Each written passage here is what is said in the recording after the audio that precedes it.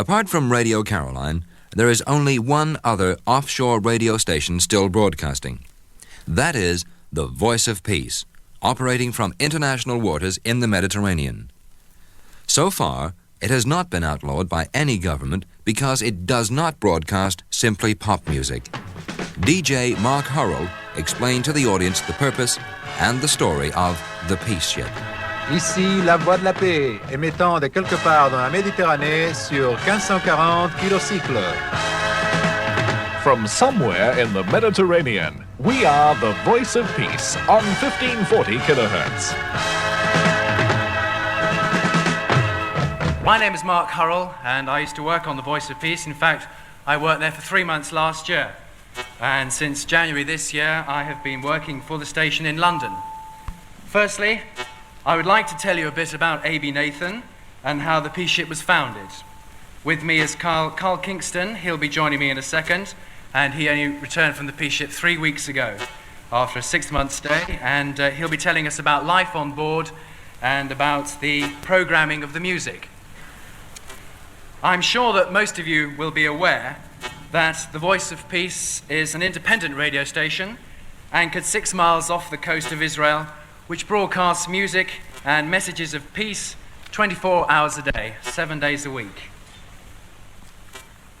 Many people have thought that the Voice of Peace is a pirates radio station, but it is in fact a recognized concern set up to broadcast the message of peace to all the peoples in the Middle East.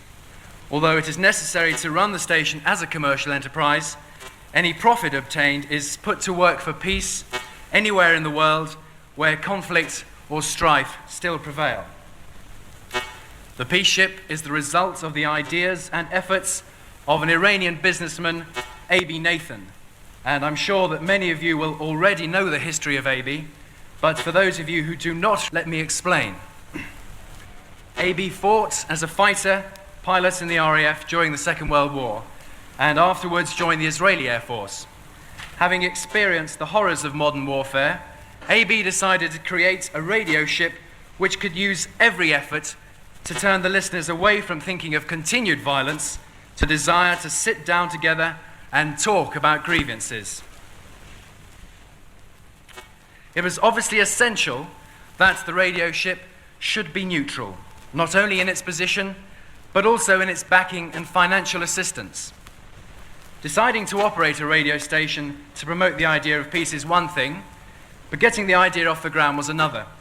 In fact, it took 8 years for the idea to become a reality, and 6 months for the reality, as it was, to come to an end. Finance was the biggest problem. Through television broadcasts, A.B. published his cause to raise money, and the Council of Churches in Holland donated a ship which was later to become the MV Peace.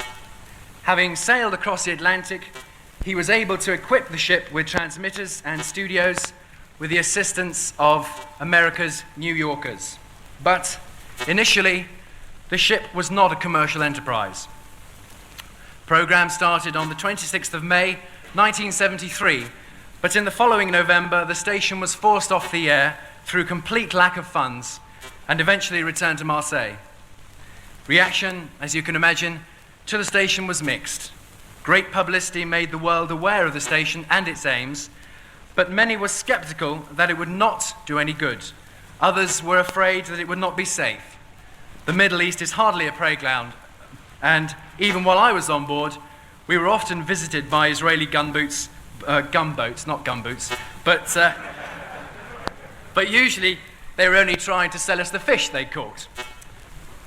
As those of you who worked on the pirate stations in this country will appreciate, it is very hard to keep going if the station is not a commercial proposition.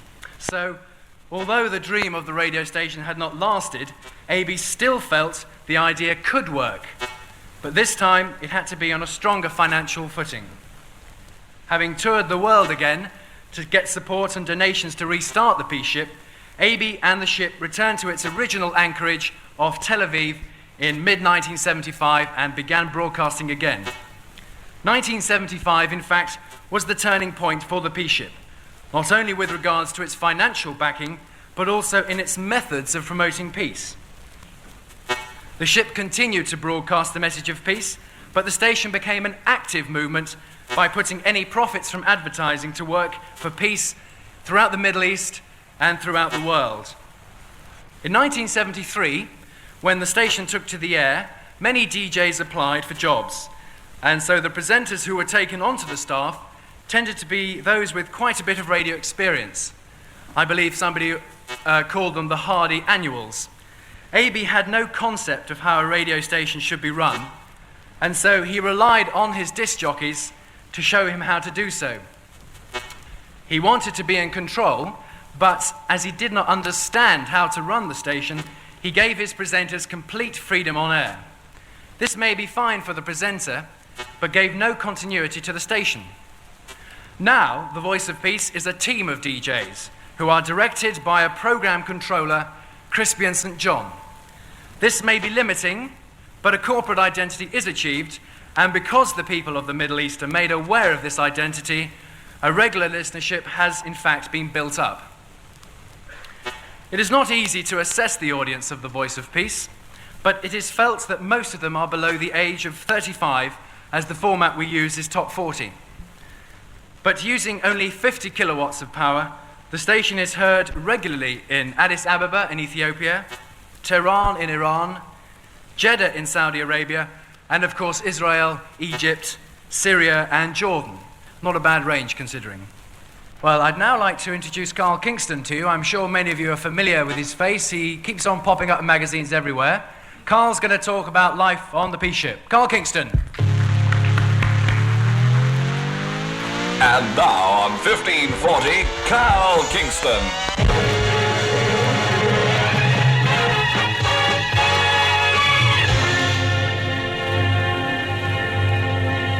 Well, many thanks indeed to Mark for the introduction there, and also to the jingle which Crispian made for me a long, long time ago. It's very nice to be back in England. I arrived back about 21 days ago from the Voice of Peace. And I wasn't quite sure whether I was going to be able to make it, but here I am anyway. I'd like to talk to you a little bit about the programming on the radio station. Now, we are a major market radio station, and as a commercial radio station, we depend upon advertising revenue to finance the whole operation. And to get the necessary advertising contracts, we have to have the listeners. And that means that we have to have the right format and the right sound.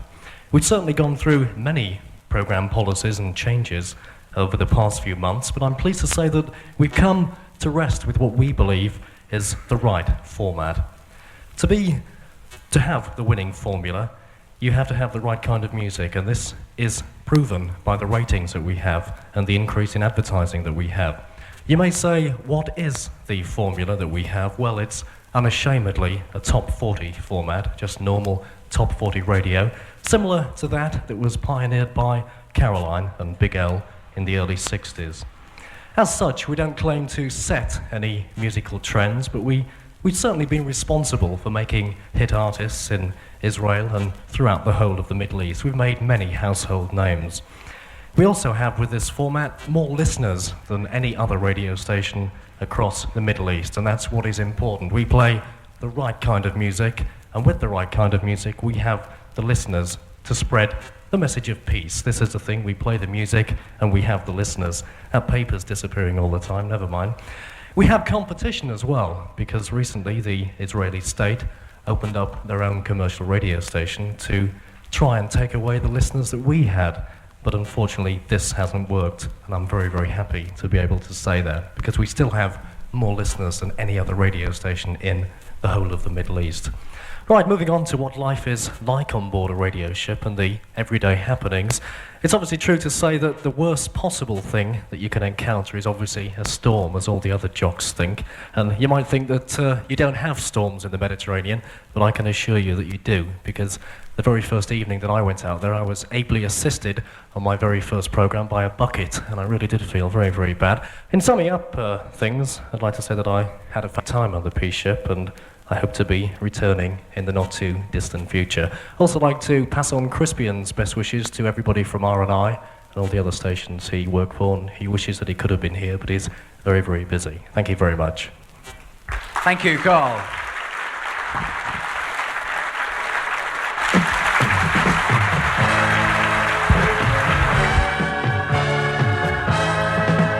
כאן כל השלום, גלים בינוניים 1540 קילו-הרץ. From somewhere in the Mediterranean, we are the voice of peace on 1540 kilohertz.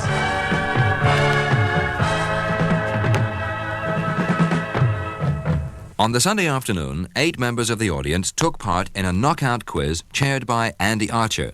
The first prize of the Offshore radio quiz was a portable TV radio worth £140. Can we meet the contestants first of all? We have Michael J. Brightman from Bedfordshire. Welcome, Michael. Got a few fans here. Michael Willis from Hertfordshire. Clive Barwood from Grimsby. And Terry Harrison from Folkestone in Kent. Right, now the prizes they're competing for. First of all, if you look on that table over there, you'll see something with an aerial sticking out. It's a JVC television and radio. It's a 3-band job, so you can pick up all your favourite ILR stations. And maybe Ronan's boys as well. Have we got any listeners to Ronan's station here or not? I didn't think we'd be short of that. Second prize, we have an autographed album donated by Jumbo Records and Tapes. Third prize, a peace ship package donated by the Voice of Peace. Everything in the package except the ship. And in fourth prize, we have a Radio Hallam mirror donated by Radio Hallam and as used by Keith Skews. So some good prizes there. This is a recording of part of the final between the 4 contestants: Dave Clark, Michael Willis, Terry Harrison, and Ray Clark. Question 1. What was the name of the founder of Radio Free America? Terry Harrison. Reverend Carl McIntyre. Correct. Question 2. Who was the Daffy DJ? Don Allen. Michael Willison again with the correct answer. Dave Allen. Don Allen. Question 3. I haven't seen him for years. Name the first European offshore station. Michael Willis. The first. Mercure. Radio Mercure. Question 4. What was the first Caroline ship before becoming a radio ship? Ray Clark. A Danish passenger ferry. You've been reading the script. That's the exact answer. Question 5. Give the address used in Holland by Radio Caroline after the 14th of August 1967. Single 160. Single 160. I remember that well. Kilroy was Hare. Where? Caroline, South. Caroline South, one of the disc jockeys. Question 7. Who was top of the dial? Ray Clark. Radio Haraki. Radio Haraki. One other station apart from RNI broadcast on shortwave. Which was this? Terry Harrison. Radio Antwerpen. Antwerpen or Eulenspiegel. Radio London's aerial mast was frequently referred... If you ring the bell, I'm now going to stop. Yeah, 23 foot higher than Nelson's column. Oh, amazing.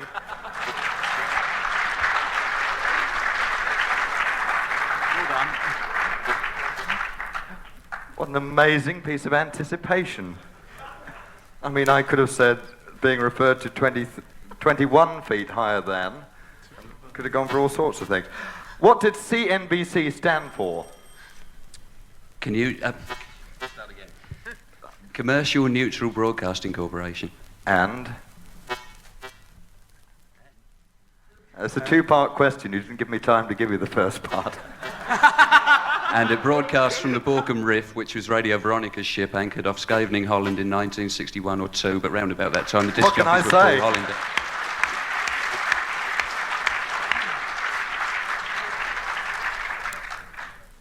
Offshore radio dominated the headlines in the national press on Monday, the 20th of June, The murder of Reg Calvert. And the boarding of Radio City. Yeah, correct answer. Correct answer. Well done, Ray. And the last one in this round, which radio station had offices in Denmark Street, London? Terry Harrison. Radio England. No, that's not correct. Ray Clark? Radio Such. 7 Denmark Street and City. Yeah, I'll have to give it to you. I got Radio City, but Radio Such was from there as well. So, we're at the end of the first round. You will be if you do it again. At the end of the first round, in this grand final, where we're going for this television and radio set, Mike, what's the score so far? Ray has 6, Michael Willis has 3, Terry has 2, and I don't think Dave's playing. Sorry? He hasn't got anything yet. Hasn't he? Oh, poor fellow. Shame. Right. Again, 1 point for each correct part of the answer. An extra point, this is going to get confusing now, an extra point if one contestant gets all 3 parts correct. Okay? So you get 1 point for each part of the answer, but if you get all 3 answers correct, then you get 1 extra point. Again, fingers on the buzzer. Name the ships from which Radio Mercure broadcast. All 3. Terry Harrison. The Lucky Star, the Cheetah 1,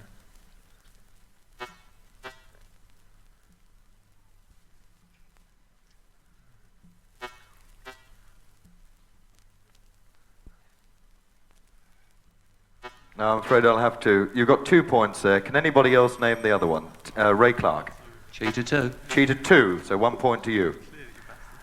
Name the ships from which Radio Veronica broadcast. The Balkan Rift and the Northern A. And also from the Mi Amigo in 73. Correct. 4 points, Michael. Well done. Name the stations that are broadcast from Red Sands Fort. Ray Clark. KING, Invicta, and 390. Indeed. 4 points to you. What were the names of the forts in the Thames estuary and also off the Essex coast? Built. Shivering Sands, Red Sands, Rough Towers, Sunk Head, Knock John, and the one that was right out the end that nobody used. I'm sorry, I'm going to greatly disappoint you, Ray, because I'm asking for the names of the forts that weren't used for offshore stations. The ones that weren't used was the one. Fingers on the buzzer for the other 3. Well, one, Dave. Rough Towers. Yeah. And that's all I know. So. Well, at least he's off the mark. We didn't want to see anybody end up with a duck. Michael. Tongue Sands. Yeah, 1 point to you. the Nor.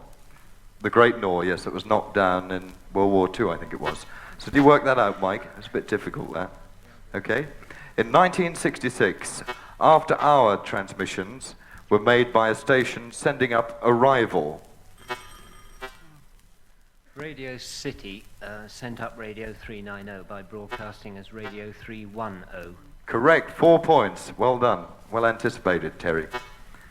A TV puppet show once featured a story about a pirate radio station. Name the show from where the station broadcast and the disc jockey appearing. Ray Clark. It was Thunderbirds with Rick O'Shea, but I can't remember where it was coming from. Well, it should be pretty obvious. Space.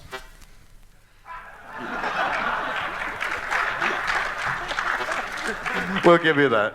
4 points. Can we have the score at the end of that round? Round 3. Well, Ray has 14 points, Terry has 8, Michael Willis has 8, and Dave has 1. Poor old Dave on the end, but he did get 1, didn't he? The Rough Towers. Well done. Do you reckon the questions are easy or difficult or what? Easy? Easy. Difficult? I agree. Right, 1 point for the first correct answer. Again, fingers on the button. Who on Radio Caroline came all the way from New York City? Ray Clark. Jack Spector. Jack Spector. I was listening to him this morning when I woke up. Did you notice they'd got the radio coming through the hotel rooms? And I thought, what on earth is this? I found out in the end. What does DLT stand for? Dave Lee Travis. Correct. Terry Harrison. Who was the double D? Ray Clark. Dave Dennis. Dave Dennis. What about the weird beard? Carl Mitchell. Michael Willis, correct, with Carl Mitchell. Which DJ was Tatty? Tom Edwards. Tom Edwards, Tatty Tom. Who was Wild and Woolly? Mark Wesley. Who was Twiggy? Roger Day.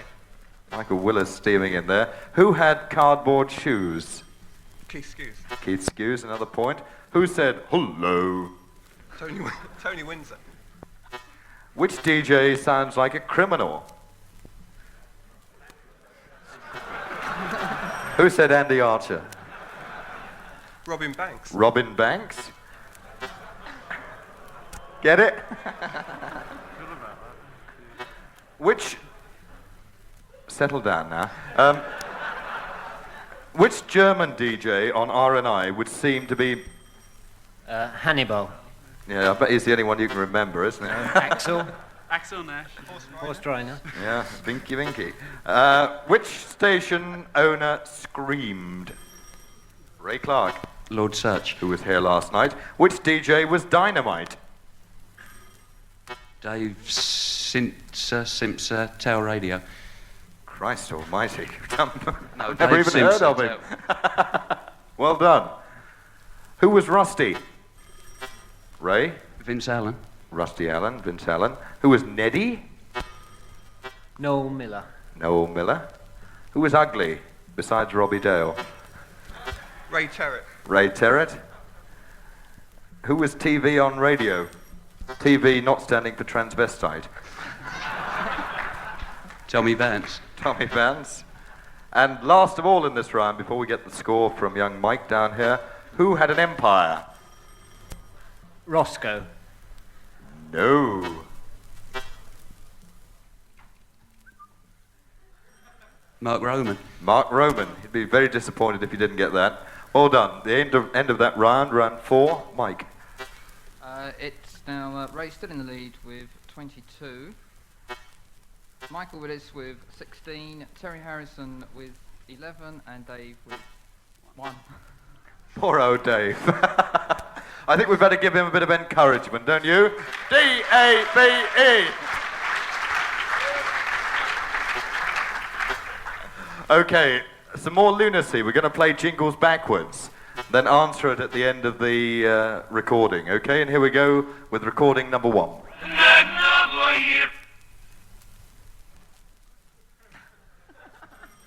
That should be enough, Dave. Aren't I? No.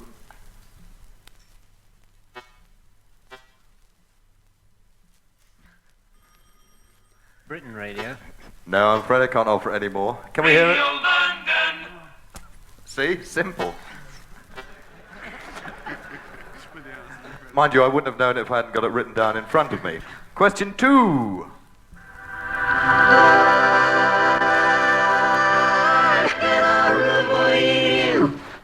Terry. Radio London. No. One more. Ray. Veronica. Veronica is correct. That was made by Bruce Johnson of the Beach Boys. Actually, Andy, Michael pressed his button first then. Not Ray. So, Oh, the light didn't come up at the time. Yeah. So Ray doesn't get a point now. Okay. Well, you're keeping the score. You should know. And the last one in this round.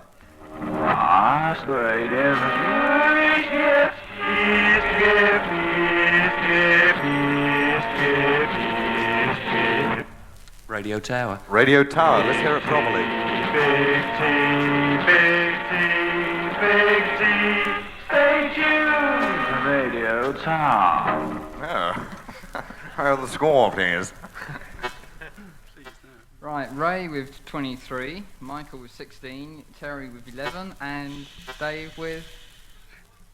Oh, no. I thought you got one that round.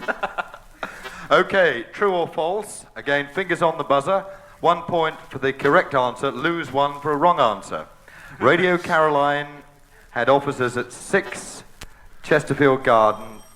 True. No, in actual fact, it's false. London SW1. In actual fact, there was 6 Chesterfield Gardens, London West 1. Only one radio ship was fitted out in an English mainland port. True or false? False. No, in actual fact, it was true. Radio 270 was fitted out in Scarborough. Radio London was anchored close to Shivering Sands Fort. True. Yes, it was when they first went on the air. The Radio 270 ship, Ocean 10, was formerly a trawler. False. False. He's got a point. Dave's got a point. That is the Ocean 7. Radio England was on the air for less than 9 months. Ray Clark. True. Indeed, it was true. I don't know exactly how long. Does anybody know? 6 months, was it? Right.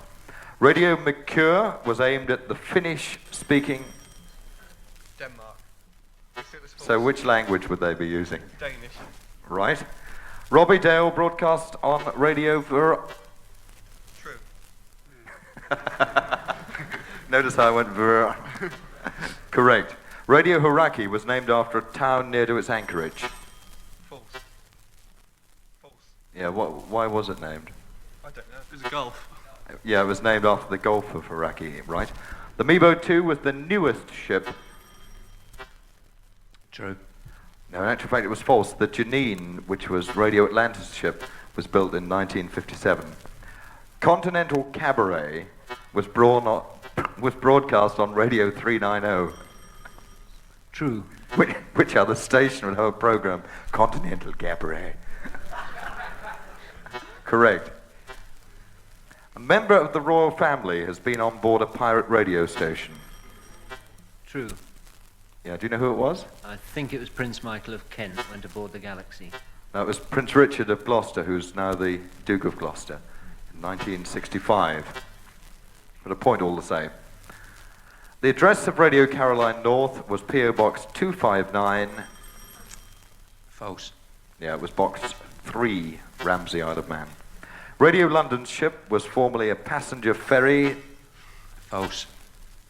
Correct. The managing director of Radio London was Philip Burt. True. And Radio Caroline South ran aground in December 1960. False. Yeah, it was in January 1966. Very quick on the button. Okay, gentlemen, we're identifying the disc jockeys in these recordings. Number 1. Talking about live bands, our next band has just completed a highly successful British tour. They're called Wishbone Ash. Johnny Jason. Indeed, a very good disc jockey is too. I'm sure you'll all agree. Johnny Jason. Question 2. And for 2 and 7 halfpenny a bottle of Camp, Ray. you get Tony 42 Windsor. cups full. It's the great coffee taste of Camp. Now, very shortly, as usual, in the program, we'll have Fred Robbins with our important interview from Hollywood. Tony Winter. Correct. Who else? Who else could talk about Camp Coffee with such authority? Question 3. Further north, brighter conditions and less rain. Some hill fog is expected to persist over high ground, such as the Chilterns in the south. Wind will be fresh to strong, and gale force on the south coast from the southwest. Temperatures today 13 degrees centigrade, 55 degrees Fahrenheit. Just after 11 o'clock on Big L. Time to motor with Mars. Terry Harrison. John Edwards. No. Michael. Willie Walker. No. Anybody in the audience? Earl Richmond. Correct answer over there. Question 4. Nice temperatures will fall to 4 centigrade, 39 Fahrenheit. And now at 6 o'clock, where is it? Where's the theme? Ah, there it is, straight in front of me. Ah, you beady old twit. Ed Stewart. Ed Stewart, Stewpod himself. Question 5. Thank you very much indeed. Squad people there. Get a coordinate, that's the message. And don't forget that you've got 10 minutes now before the hour of 1 o'clock. Why you should not forget it, I have not the faintest idea, but don't anyway, all right? Okay. Dave Dennis. Dave Dennis, correct answer. Question number 6. This is Caroline South on 259 meters in the medium wave band. The continuing sound of free radio and your future in commercial radio. Robbie Dale. Robbie Dale. And I saw Robbie yesterday for the first time in 4 or 5 years, and he hadn't changed at all. Still looked the same. And the same nice person, I hasten to add as well. Number 7. And guess what? On the big sound of Atlantis, it's Jeffrey. Ray. Steve England. Steve England, correct. We talked about him earlier. His wife, Debbie. And the last one. That's the number 5 sound this week from Radio North Sea International there, from Lee Marvin and Wandering. Terry. Andy Archer. Is it? No, Crispy and St. John. No, in actual fact, it's Andy Archer, but we'll give you that. I can't stand listening to myself. Ray's in the lead with 30. Michael's second with 19. Terry's 16. And Dave's 2. Dave's got 2 now. Great. I'll tell you what, Dave, if you're quick on the button, you could win this because it's 3 points for a correct answer for this last round. So it all depends on it. Fingers on the buttons.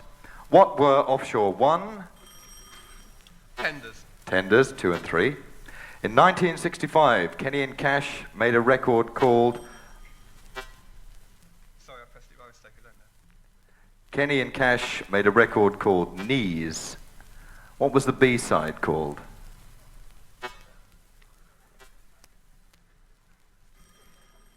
Terry? The B-side. The B-side, indeed. Pretty logical, really, I suppose. What was unusual about the radio Eulenspiegel ship? Michael? It was made of concrete. Made of concrete. Which Radio Scotland disc jockey had to record his programme on land? Terry? Stuart Henry. Yes, that's right, because apparently he was seasick. Or it could be that there are no pubs out on the Radio Scotland ship.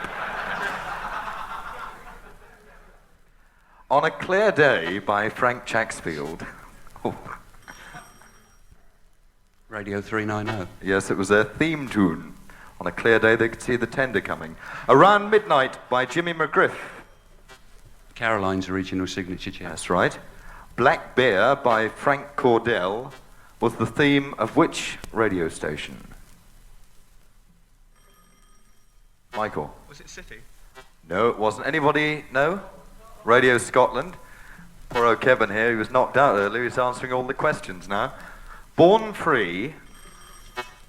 Radio Haraki. Yes, by Matt Monroe. You've got to pull your fingers out, Dave, now. Still, you can always get a Radio Hallam mirror. Oh, wow.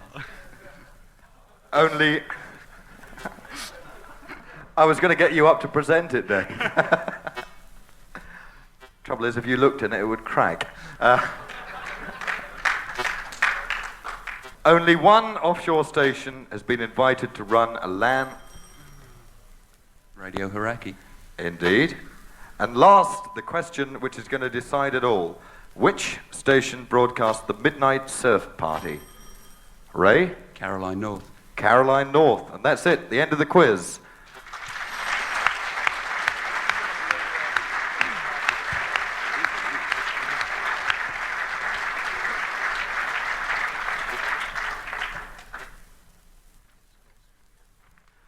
Okay then, now we have the result. In fourth place,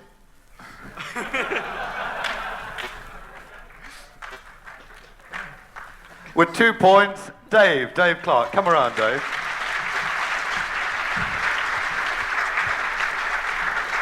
Come up here. Well done. And to present you with this wonderful prize, the fourth prize, Dave Longman from Radio Hallam. Dave, of course, who used to write for Record and Radio Mirror, probably still does, under a pseudonym. In third place, with 22 points, it is Terry Harrison. Terry, come around.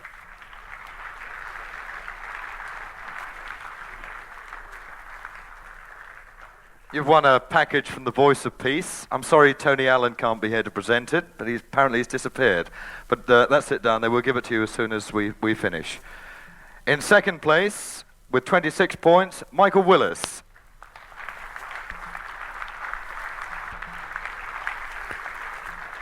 Well done, Michael.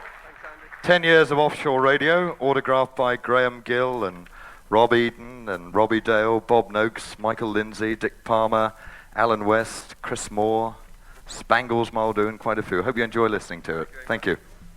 And our winner tonight, the winner of the Offshore Radio Quiz, Flashback 67, Ray Clark.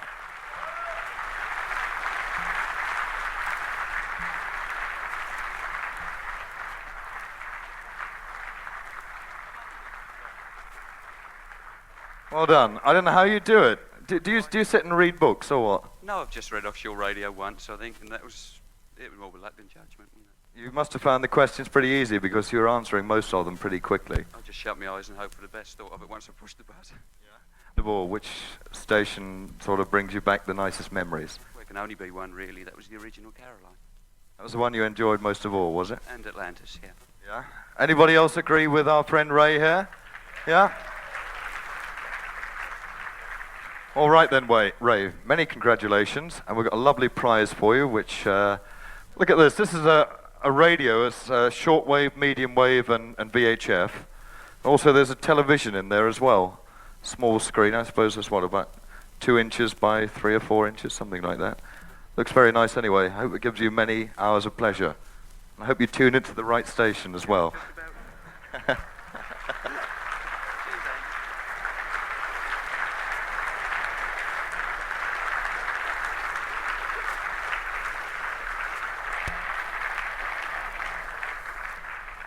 Well, that's it now. I hope you enjoyed our little quiz. It was a bit of fun. I'm sorry for poor old Dave with his 2 points, but I'm sure you're all rooting for him to get a few more. Let me say it's been great fun being here today, and I've really enjoyed it. I wish you all the very best, and I hope, again, in maybe 10 years' time, we'll all be able to come here, and maybe the good lady will still be afloat as well. Thank you very much. There is no doubt that Andy Archer will soon be replacing Nicholas Parsons on Sale of the Century. The afternoon ended with a discussion on the state of British radio today, 10 years after most of the pirates were closed. Now, the one thing which I did want to say, it has saddened me slightly seeing 600 people here today and yesterday who've been rushing outside buying their new edition Radio London T-shirts and all these other things, clinging to the past, clinging to memories, the same as Dennis has said. And that's something which I think is a little bit sad. Well, I think that period you're talking about is a period worth treasuring because...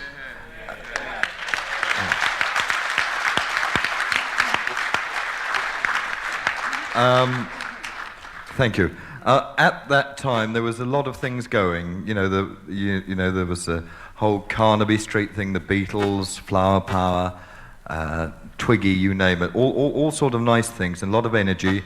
And pirate radio was an integral part of that period in time. I think today there's not very much to get excited about in the world. Well, I mean, you only have to look around you and see all the violence and all the aggravation that's going on in the world. There's not very much to get excited about. So if you can go back 10 years and remember those memories. And so ended Flashback 67. But not for 100 of the radio fans who took part in a special boat trip the following day. At 8 a.m., they departed from Tilbury Landing Stage for a journey back into the past. After visiting the Thames estuary forts once used by Radio City and 390, they then went on to the MV Mi Amigo, anchored in international waters. The highlight of the boat trip was a live link-up between the Flashback 67 boat trip and Radio Caroline. Radio Caroline. Come on.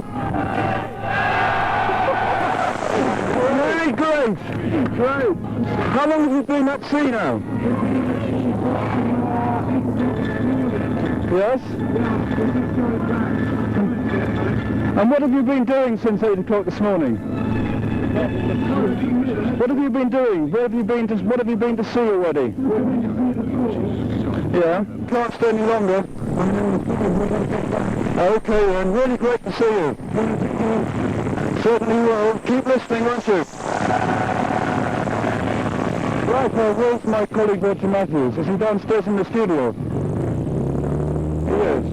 Right then, that's the noise of the engines. Okay.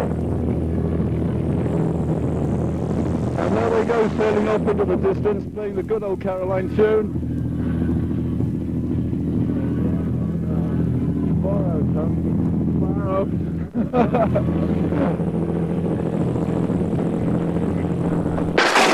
Flashback 67. Flashback 67, as an offshore radio convention, was intended to be a nostalgic event.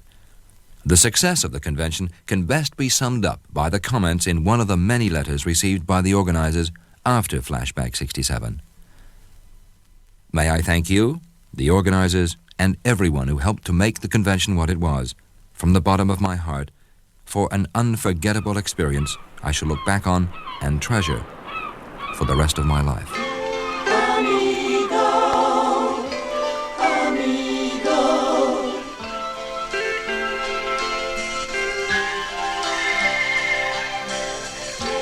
De laatste, de beste amigo.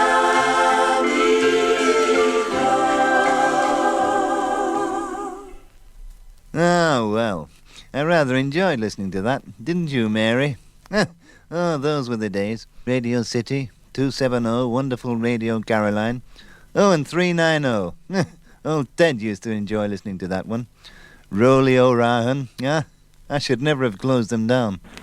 Actually, I can mention now that before we go into the film, we just mentioned that a little man you heard on the air on the Meebo, after close down time, has just walked in. We were looking for him earlier so we could introduce you to him because he kept the transmitters on the air along with Peter Chicago. He's now at the mobile disco. That is Kurt Bear. So give him a hand for all those brilliant transmitter moves, okay?